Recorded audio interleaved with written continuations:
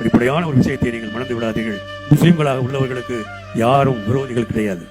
முஸ்லிம்களாக உள்ளவர்களுக்கு விரோதி என்பவன் சைத்தான் தான். என்ன சைத்தான்? அதுவும் முபீன். சைத்தான் தான் உங்களுக்கு எதிரி, வேற யாரும் எதிரி கிடையாது. முஸ்லிம்களுக்கு அந்த கட்சி எதிரி, இந்த கட்சி எதிரி, அந்த ஜாதி எதிரி, இந்த ஜாதி எதிரி என்று இஸ்லாத்திலே கிடையாது. முஸ்லிம்களாக உள்ளவர்களுக்கு ஒரு கையில குரானை ஏந்தி கொண்டு இன்னொரு கையில இந்திய சாசனத்தை ஏந்தி கொண்டு நடக்கக்கூடிய முஸ்லிம் சமுதாயத்துக்கு விரோதிகள் யாரும் கிடையாது. அனைவரும் நமக்கள், உலக மக்கள். ஆதம் ஹவ்வாவுக்கு பிறந்தவர்கள், ஆதம் ஹவ்வாவுக்கு பிறந்தவர்கள், ஆதாம் ஏவாளுக்கு பிறந்தவர்கள், பார்வதி பரமசிவனுக்கு பிறந்தவர்கள். ரகுவம்சம் என்கிற சான்ஸ்கிரிட் இலக்கியத்தை நான் படிக்கும் போது அது 2வது ஸ்லோகம் என்ன தெளிவாக சொல்லியிருக்கிறது சொன்னா, குரானிலே பைபிளிலே என்ன சொல்லி இருக்கிறதோ அதே இங்கே ஆதம் அவ்வா என்று சொல்லி இருக்கிறது. அங்கே ஆதம் அவ்வா என்று ஏவாள் என்று பைபிளிலே சொல்லுவார்கள். இந்த ஆதம் ஏவாள் என்பதை ரகுவம்சத்திலே பார்வதி பரமசிவன் என்று சொல்கிறார். ஜகத்தக பித்ரோ வந்தே பார்வதி பரமசிவம் என்றுதான் இந்த காவியத்தை தொடங்குகிறது.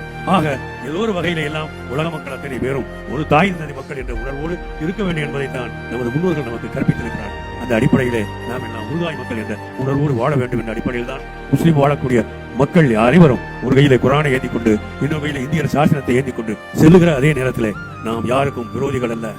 நமக்கு விரோதி என்று இருக்குமானால் அது சைத்தான் மட்டும்தான் இருக்க முடியும்.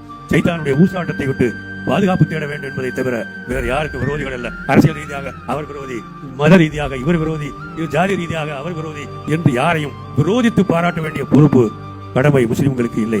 முஸ்லிம்களுக்கு தெளிவாக கற்பிக்கப்பட்ட உண்மை இதுதான். அந்த அடிப்படைகள் எல்லாம் நமது முன்னோர்கள், நமது தலைவர்கள் நம்ம கற்றுக் கொடுத்து போயிருக்கிறார்கள். அந்த வழியிலே செல்வதுதான் நியாயம் என்று நாம் நினைக்கிறோம். அந்த வழிதான் வெற்றி பெறக்கூடிய வழி என்று நம்புகிறோம். இன்று நேற்று நாம் அதே நடப்போம், இன்றும் அப்படித்தான் நடக்கிறோம், நாளைக்கும் அப்படித்தான் நடப்போம்.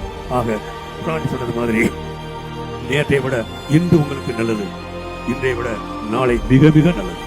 இந்த வழியிலே நீங்கள் செல்லும் போது ஒரு கையில குர்ஆனை ஏந்தி கொண்டு இன்னொரு கையில இந்திய சாசனத்தை ஏந்தி கொண்டு உலக மக்கள் அனைவரும் உருதாய் மக்கள் என்ற உணர்வோடு உலகத்தில் உள்ள அனைவரும் யாதும் ஊர் யாவரும் கேளிர் பிறப்புக்கும் எல்லா உயிருக்கும் யான் பெற்ற இன்பம் பெருகை வையகம் என்ற தமிழ் மொழி கற்றுக் கொடுத்திருக்கிற பாடத்திலே செல்லுகிற காலமெல்லாம் வெல்லுகிற காலம். இதை நம்ம நாளைய வரலாறு நிச்சயமாக சொல்லும் என்பதை சொல்லிக் கொண்டு இந்த அற்புதமான